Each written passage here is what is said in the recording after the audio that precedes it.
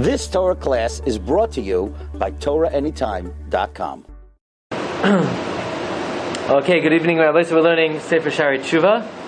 Rabbeinu Yaina, we're learning Shaar Rishon, Ois Tes. And this is really the paragraph which gives the introduction to the 20 ingredients of Chuva. And here, 20 ingredients in Chuva. Wow! My cholent doesn't even have 20 ingredients. Now, Chuva needs 20 ingredients. That's a lot of ingredients. So Rabbeinu Yaina just sort of comforts us by saying, really, Chuva is a simple process, like we mentioned. You regret what you did, you stop sinning, you confess, and you're good. So what are these 20 levels of Chuva? Says Rabbeinu Yaina, Hine madregos rabos Chuva. The truth is there are many levels. Lefiha madregos, and according to the various levels, Yiskarev ha'adam el HaKadosh Baruch Hu, a person gets closer to Hashem. In other words, the more ingredients in your Chuva, the closer you come back to Hashem. However, says Rabbeinu Yaina, all Chuva works. As low as it is, as perhaps as few ingredients that the Chuva may contain, that all Chuva is effective. All Chuva gains slicha. All Chuva gets atonement. Ba'amnam l'chol Chuva timtza slicha. Every Chuva has atonement. Achlei sitar hanefesh. However, the soul will not be purified. Tayar shalem, to be completely pure.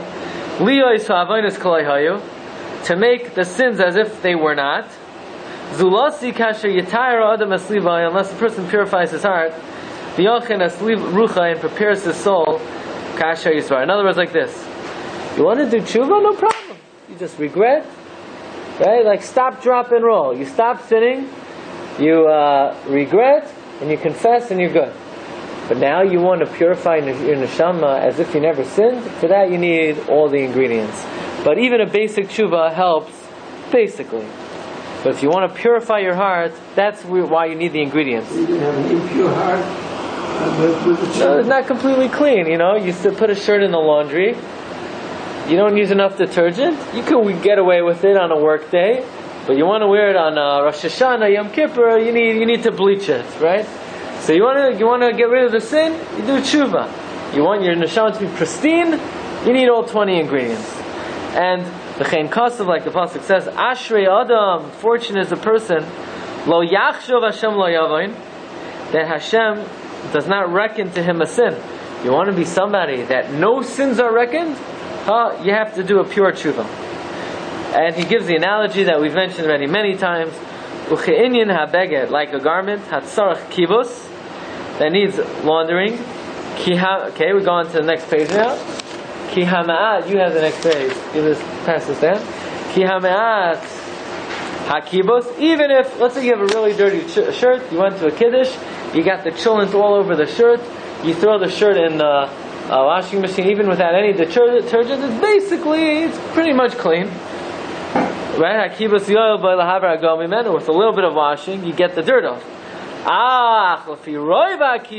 But the more you launder it, yislabein, the whiter the garment gets. So too, the more tshuva you do, the more ingredients, the more pure the tshuva is, the more the neshama is cleansed. Like David HaMelech says in Parak Nun Aleph.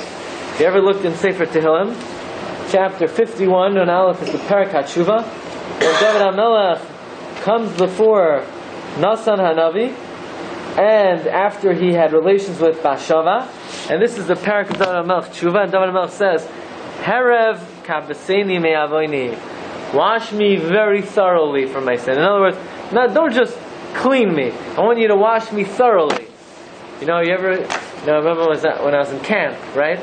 So, they had laundry day. So everybody once a week would throw their dirty laundry into a public bag, and then the camp would ship it off, and you'd get your clothing back basically clean. Right? Basically clean. But then when the summer's over and your mother sees it, then she really does the laundry. Right? So tshuva is analogous to that.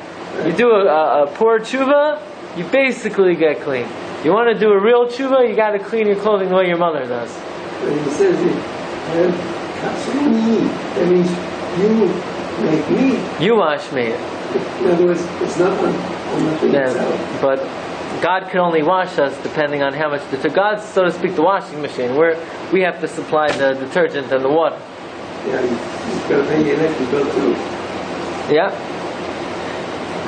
V'hu kabes hanefesh, the cleansing of the soul, min ha'avain, kefi asher dechabes hasliva, is in accordance with how much we launder our hearts. Shenemar, like the pasuk says in Yirmiyah, kabesi meira libech Yerushalayim. Wash your heart from evil, Yerushalayim. V'amar Rabbi Seinu Zocharim Levracha, Ashrei ish yarei es Hashem. Fortunate is a man who fears God, ba'oido ish, while he's still a man. What does that mean? That means like this. We just said lines earlier that every tshuva is accepted, but the more thorough the tshuva is, the better off. So here's like this. Imagine a guy, when he's 22, he sins around, yeah? And now when he's 117, he's going to do tshuva. 117, he doesn't at 117, he doesn't have the same desires as when he was 22. He's closer to Yom. Well, he's closer to the end than the beginning. But still, you're a big talker, he's doing tshuva. Well, he doesn't desire it anymore. So taking the Rabbi Yonah's logic, would that tshuva clean the person? Yeah, but not thoroughly. A real tshuva would be, he didn't have air at 17 and he does tshuva at 21, when he's still, Even when you're old, you still think, I wish I had the desire of what it was. Yeah, but still, it's easier to say, okay, I'm going to stop. You should go, of course, no kidding, you're going to stop. Right? No kidding. Yeah. So he says like this: Asher ish yores Hashem ba'oido ish, while you're still in full strength. Ki tshuvas ha'adam ha'ma'ula, the ideal tshuva, the primary tshuva, b'mei b'churos, is when you're in your youth. But while you still have the energy, v'yisgaber al yitzra, and you overpower the yitzra. But what if you do tshuva when you're 159? Is it accepted? It's still accepted. It still works. Achein kol tshuva ma'ila. Every tshuva helps. In other words, as long as you go into the washing machine, you'll be clean. More detergent is better, but every tshuva is accepted. Kamay shenemar says tashev enosh adaka. Even if man, okay, it means like this: God makes a person do tshuva adaka, even until the person is crushed. V'atomer shuv b'nei adam, and he says repent. In other words, even when a person is on his deathbed and all of his strength has waned and he has nothing left, so he does tshuva. Well, no kidding, he's doing tshuva. He's almost an adam ha'emes. He has no desire anymore. Even so, the tshuva is accepted. And Chazal interpret this pasuk, Tashev enosh adaka ad dichducha shel nafesh, until the crucible of the soul. I once heard from Rabbi Warman in the neighborhood, he said over the name of the Satmar Rebbe, he heard this directly from the Satmar Rebbe, Tashev enosh adaka. We know the gematria of God's name, Yud Kei Vav Kei, is 26.